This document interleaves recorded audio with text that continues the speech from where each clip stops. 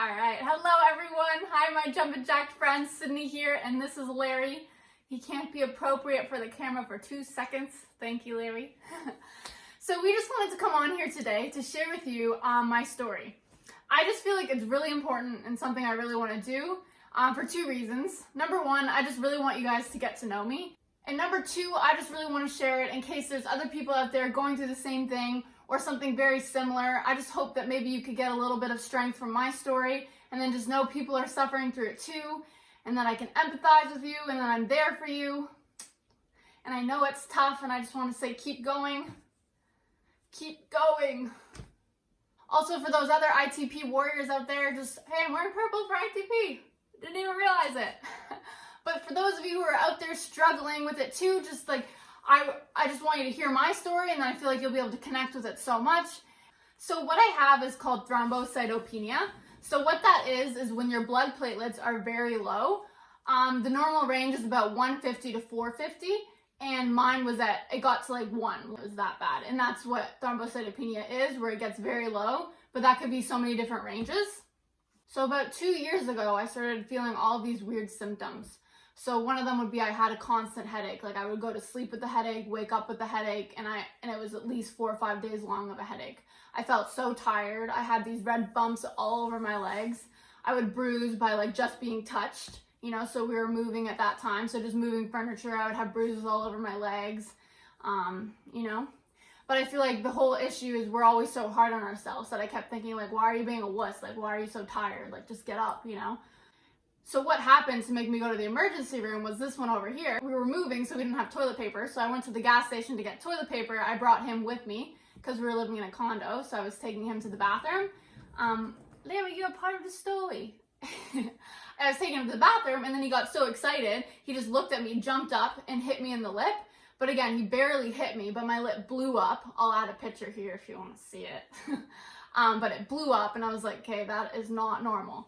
So we went to the emergency room, my mom and my boyfriend and I. We went there at like 5 p.m. So we waited in the emergency room all night long, and then as soon as they saw my blood results with the platelet levels so low, they came to us right away and told us that how severe this was and tried to explain it more.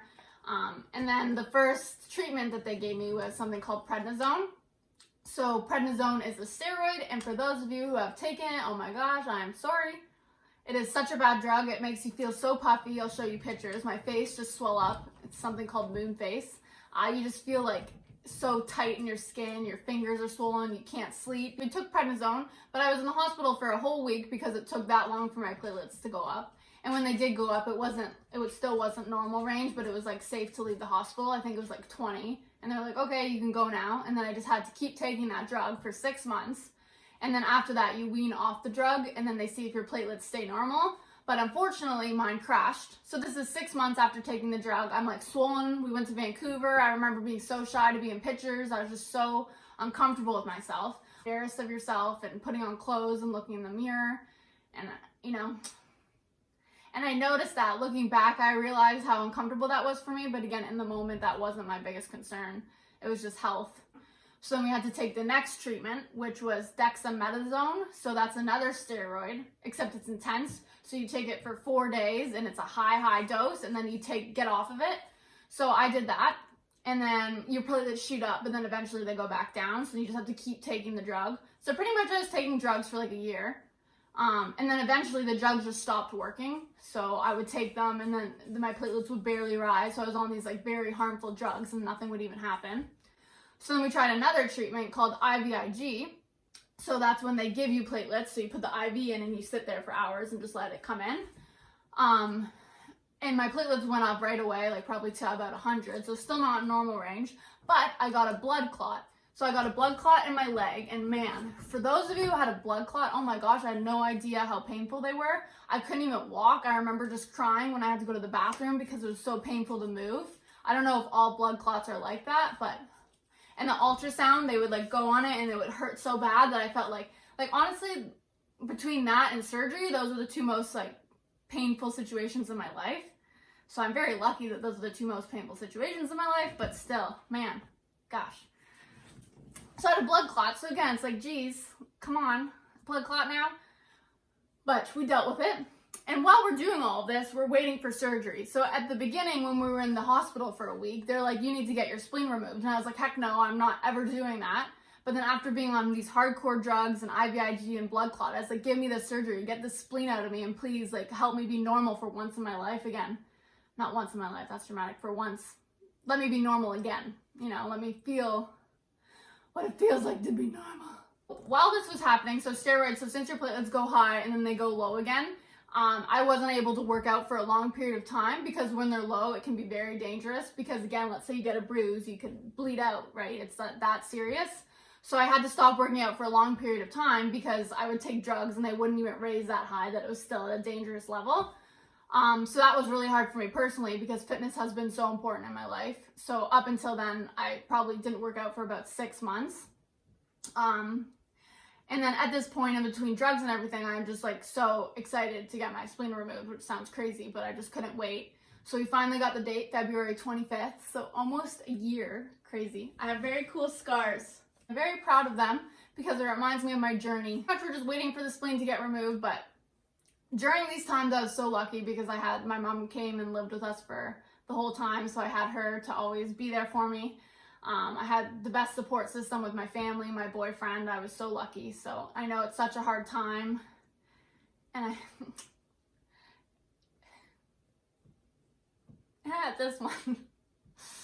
But I just can't believe, you know, that things happen like that in life. And I know we just got to get through it. But I was so lucky. And honestly, these are tears of joy because I was so lucky to have all of those people. It really taught me how lucky I am to have my health and how important our health is.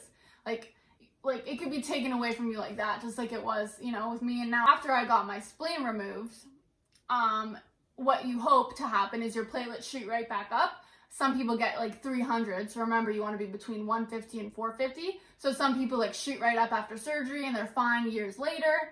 So mine raised to like 50. Okay, so every day I would wake up in the hospital bed like praying that the numbers would be up because you get that blood test every morning, right? That was super frustrating because you're like, I just got surgery. What's the next option? The next option was something that's similar to chemo. And like that scares the crap out of me. So we're at 50. So we just kept getting blood tests, weekly blood tests, getting our blood weekly after that just to see what the levels would be at. And now so that was February, almost a year ago. So they got to about 90.